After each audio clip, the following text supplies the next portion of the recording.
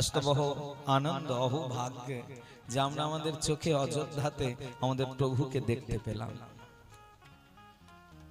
এ আমাদের সনাতন হিন্দু ধর্মের যেন সাক্ষাৎ বিজয় প্রাপ্তির কথা, যাতে 500 বছর পর প্রভুকে আমরা সস্থানে দর্শন করবার অহো ভাগ্য প্রাপ্তি করেছি। শুধু এখানেই থেমে থাকলে হবে না।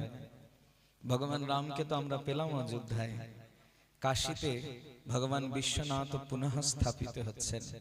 এখন ব্যাস মথুরাতেও ভগবান শ্রীকৃষ্ণের পুনঃ স্থাপনা হয়েছে।